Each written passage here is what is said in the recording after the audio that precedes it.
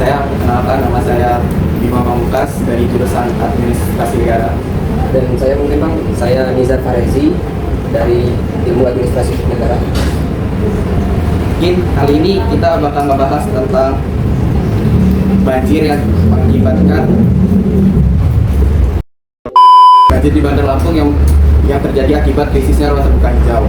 Dan di sini kita nggak sendirian, bersama dari narasumber kami yaitu Walhi. Mungkin sebelumnya Abang bisa mengenalkan diri dulu. Ya, saya Irfan Trimusli, Direktur Walhi Lampung.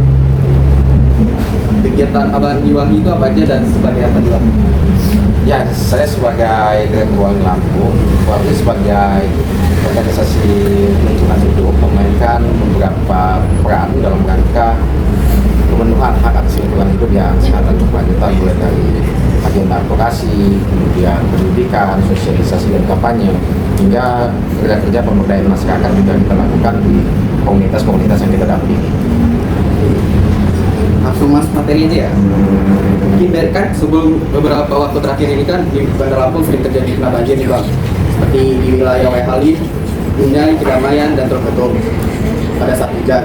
Nah, berdasarkan dari data BPBD, dalam curah hujan akhir-akhir ini memang sedang langka. Jadi pertanyaannya, hujan apa yang penyebab banjir, apa yang menjadi faktor yang memperparah kondisi ini?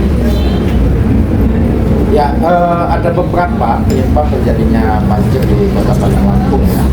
Mulai dari sistem drainase, kemudian tidak tersediaan tangkapan dan resapan air, kemudian ruang terbuka hijau, kemudian kondisi sungai, hingga tata kelola sampah yang juga menjadi kontributor terjadinya banjir di Kota Bandar Lampung.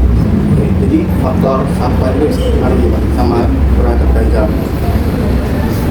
Mungkin sebelum lebih lanjut, mungkin masuk ke langsung ke ruang terbuka hijau boleh Pak? Mungkin saya akan menjelaskan tentang ruang terbuka hijau itu. Ruang terbuka hijau itu ruang area di perkotaan yang dipenuhi oleh vegetasi alami, tanaman kota, hutan kota, atau lahan kosong yang ditumbuhi pepohonan dan jalur hijau di pinggir jalan. Kalau menurut Abang, ruang terbuka hijau itu apa sih?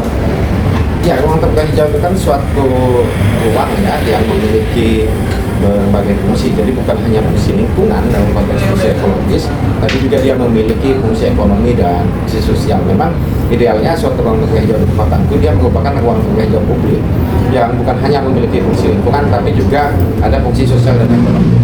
Selain itu juga ada peran penting untuk ruang terbuka hijau ini. Yang pertama untuk resapan air hujan, yang kedua penyaringan udara, ketiga ruangan ekosistem, dan keempat bisa juga jadi tempat rekreasi untuk berkeluarga. Nah, ruang terbuka hijau ini juga ada dasar hukumnya, yaitu dalam Undang-Undang tahun 2007 nomor 26 tentang penataan ruang kota yang harus mempunyai minimal 30% ruang terbuka hijau dari total luas wilayahnya.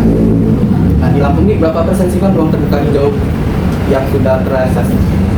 Ya, kita tidak bisa berbicara Lampung ya kalau ruang terbuka hijau, tapi berbicara skala kota, yaitu Kota Bandar Lampung gitu. Memang ruang terbuka hijau itu kan diperuntukkan untuk wilayah-wilayah kabupaten atau kota. Dan untuk Kota Bandar Lampung sendiri, ketersediaan ruang terbuka hijau itu mungkin hanya sekitar di angka 2,5 sampai 4% ruang terbuka hijau publik, yang seharusnya sebagaimana amanat Undang-Undang Penataan Ruang itu minimal 20% ruang terbuka hijau publik dan 10% ruang terbuka hijau privat. Nah, saya simpulin ya Bang, kayak saya dapat data dari BPBD kalau ruang terbuka hijau di Bandar Lampung itu 12% Bang. Jadi kayak ini jauh banget gitu dari undang-undang nasional.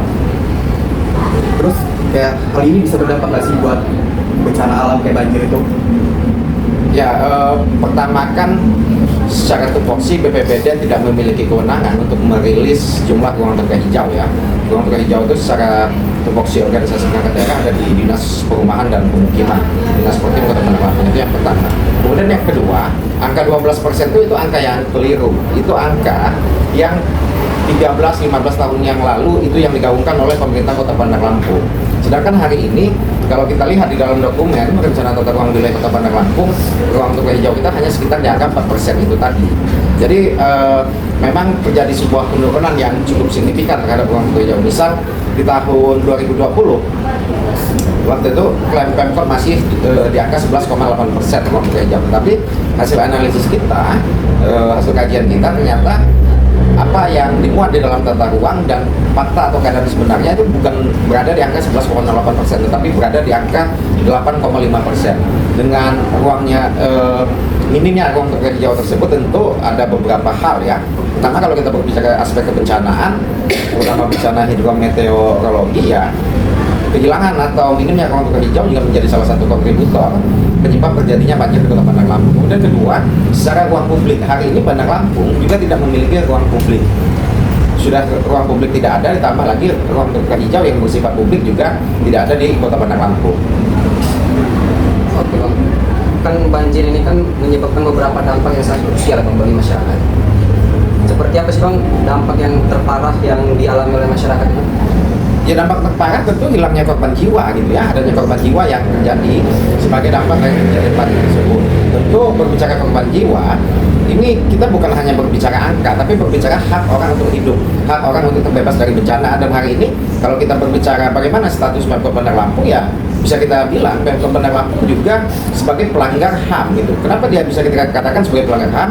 Karena hak masyarakat untuk hidup, hak masyarakat untuk terbebas dari bencana itu tidak dipenuhi dan tidak dilindungi oleh pemerintah Kota Bandar Lampung.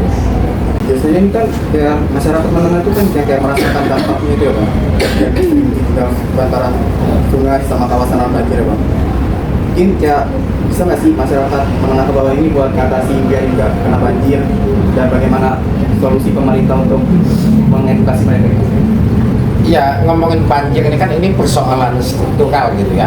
Siapa yang terkena dampaknya, tentu yang mendapatkan dampaknya itu masyarakat dengan skala ekonomi di kelas menengah ke bawah gitu. Itu yang paling merasakan dampak dari kejadian banjir yang ada di Kota Bandar Lampung. Nah, karena ini persoalan struktural, tentu salah itu bukan ada di masyarakat, tapi ada di bagaimana tata kelola dan kebijakan yang dilakukan oleh pemerintah Kota Bandar Lampung. Nah, kemudian berbicara masyarakat yang berada di pinggiran sungai atau bantaran sungai, hal ini kan sebetulnya keberadaan pemukiman ataupun bangunan yang berada di pinggir sungai ini kan akibat ketidakmampuan masyarakat untuk mendapatkan lahan hunian yang baik, lahan hunian yang strategis sehingga memanfaatkan lahan yang ada. Dan karena memang tidak pernah dilakukan pengawasan oleh pemerintah Kota Bandar Lampung, sehingga masih sudah cukup banyak wilayah di Kota Bandar Lampung ini di bantaran sungai ini dipenuhi bangunan. Nah, kemudian di sisi lain berbicara upaya dan rencana penertiban yang dilakukan oleh pemerintah Kota Bandar Lampung, kita melihat pemerintah Kota Bandar Lampung menggunakan standar ganda di dalam melakukan upaya normalisasi sungai. Selama ini pemerintah Kota Bandar Lampung hanya berani dan melakukan pembongkaran, baik itu entah seperti apa teknisnya, apakah dengan mekanisme sukarela atau ada ganti rugi, tapi itu hanya dilakukan terhadap wilayah-wilayah pemukiman. Lalu bagaimana dengan wilayah bangunan komersil? Misal salah satu kita ambil contoh Hotel Horizon di Jalan Kartini Kota Bandar Lampung yang nyata-nyata keberadaan Sungai Waiawi itu berada di bawah bangunan Hotel Horizon. Tapi dari 2015 sampai dengan hari ini pemerintah Kota Bandar Lampung tidak berani untuk melakukan penertiban atau pembongkaran terhadap Hotel Horizon. Jadi kira-kira saran Abang untuk solusi pemerintah agar menangani banjir ini dan pemulihan RDA ini seperti apa Bang, kalau menurut Abang sendiri? Ya, persoalan banjir di Kota Bandar Lampung ini kan ini persoalan yang bisa kita bilang memang semacam sebuah kutukan gitu ya. Karena kalau kita berbicara kondisi geografis Bandar Lampung ini didominasi oleh wilayah dengan elevasi atau tingkat ketinggian menengah. Tetapi titik-titik yang rawan terjadi banjir justru bukan berada di wilayah dataran rendah, bukan berada di wilayah pesisir Kota Bandar Lampung, tetapi justru di wilayah-wilayah dengan elevasi atau ketinggian menengah tersebut. Nah, kemudian saya tidak yakin kalau kita mau berharap Bandar Lampung akan 100% terbebas dari banjir, tapi setidaknya ada beberapa upaya yang bisa dilakukan di dalam mereduksi banjir gitu ya, mereduksi banjir di Kota Bandar Lampung. Ini kan permasalahan atau persoalannya kan sudah lama teridentifikasi gitu ya, mulai dari sistem drainase, tata kelola sungai, ruang terbuka hijau, daerah resapan air, daerah tangkapan air, hingga tata kelola sampah. Kenapa tata kelola sampah juga menjadi kontributor di dalam persoalan banjir yang terjadi di Kota Bandar Lampung? Karena kalau kita berbicara sedimen yang ada di wilayah-wilayah sungai di Kota Bandar Lampung, sedimen itu kan sebetulnya dia siklus alamiah. Tetapi sedimentasi sungai dalam konteks siklus alamiah itu hanya terdiri dari komponen misal entah dia tanah, lumpur, pasir atau bebatuan dan kerikil. Tetapi tidak dengan sungai-sungai yang ada di Kota Bandar Lampung. Sedimentasi di sungai-sungai yang ada di Kota Bandar Lampung itu didominasi 90% sampah. terutama sampah-sampah domestik akibat ketersediaan infrastruktur sampah di Kota Bandar Lampung yang belum terpenuhi. Nah, kemudian solusinya memang untuk mengatasi banjir ini tidak bisa dilakukan secara parsial atau terpisah-pisah, tetapi harus dilakukan secara bersama-sama dan secara terus-menerus. Tidak bisa hari ini Pemkot fokus pada sungai, tahun depan Pemkot fokus pada apa gitu. Tapi semua yang menjadi problematik atau menjadi persoalan terjadinya banjir di Kota Bandar Lampung ini harus ditangani secara bersamaan dan secara terus-menerus. Kalau semua hal itu sudah dilakukan, insya Allah Bandar Lampung setidaknya bisa menekan kuantitas atau kejadian-kejadian banjir di Kota Bandar Lampung. Terus masyarakat sendiri itu bisa berkontribusi kan ya Bang untuk menangani banjir ini selain membuang sampah pada tempatnya. Itu selain itu apa Bang? Kontribusi masyarakat. Ya kita membuang sampah pada tempatnya juga, kadang tempatnya di mana juga gitu kan. Apakah di semua titik di Kota Bandar Lampung, di semua kelurahan atau tingkat lingkungan atau tingkat RT tersedia TPS atau tersedia sokli atau tersedia mobil yang melakukan pengangkutan sampah? Ini juga masih menjadi PR gitu. Bagaimana pemerintah meminta masyarakat untuk tidak membawa sampah sembarangan sementara infrastrukturnya dia belum tersedia. Nah kemudian selain masalah sampah tersebut ya tentunya upaya-upaya atau kontribusi yang bisa dilakukan oleh masyarakat gitu ya, ini bisa hal-hal lain juga seperti misal rajin merawat sistem drainase yang berada di wilayah pemukiman. Kemudian juga di sisi lain juga melakukan upaya penghijauan di wilayah-wilayah pemukiman yang ada di masyarakat. Itu hal sederhana yang bisa dilakukan oleh masyarakat. Tetapi walaupun masyarakat sudah melakukan hal itu, kalau persoalan-persoalan intinya tidak diselesaikan oleh pemerintah, ya jangan berharap banjir di Kota Bandar Lampung akan berkurang atau akan selesai. Contoh ini kan masuk contohnya TPA Batu ya Bang, kayak itu kan semakin menumpuk dan bisa berbahaya juga buat banjir yang ada bahan kimianya kayak apa, pokoknya kayak airnya itu bahaya untuk masyarakat kan. Terus kayak bagaimana sih dari sampah ini nggak menumpuk di TPA Batu? Ya apakah Bandar Lampung ini perlu buat TPA baru atau enggak? Apa perlu dikelola saja? Ya persoalan hilirisasi sampah ini kan ada dua opsi atau dua skema ya. Bisa saja pemerintah itu memindahkan atau membuat TPA baru di wilayah lain, baik itu TPA sendiri maupun TPA regional, atau dia tetap mempertahankan TPA baku. Tapi kan memang catatannya, kalaupun pemerintah dia membuat TPA baru, dia tidak menghilangkan kewajibannya untuk tetap mengelola dan mengurus TPA baku.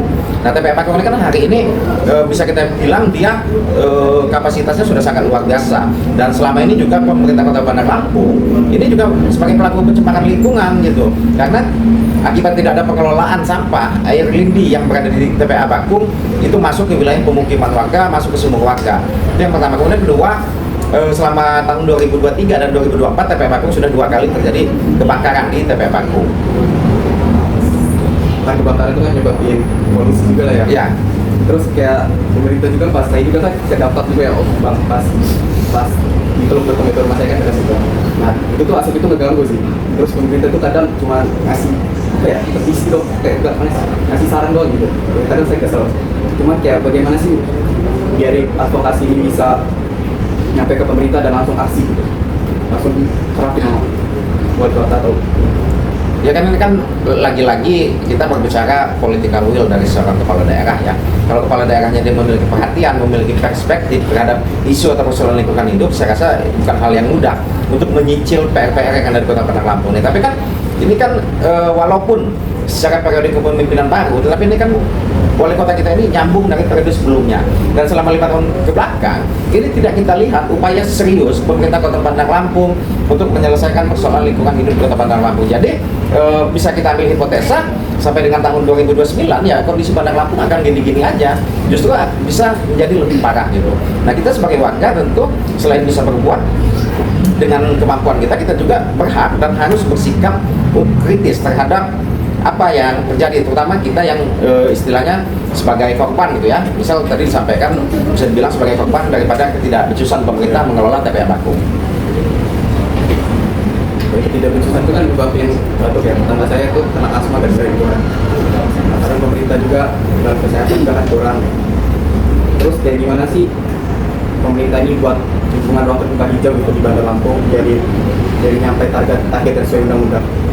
Itu hal yang sangat mudah dan sederhana. Kalau pemerintah Kota Bandar Lampung mau mencukupi ruang terbuka hijau, pertama, pemerintah Kota Bandar Lampung menginventarisir aset-aset pemerintah Kota Bandar Lampung, aset yang berupa tanah.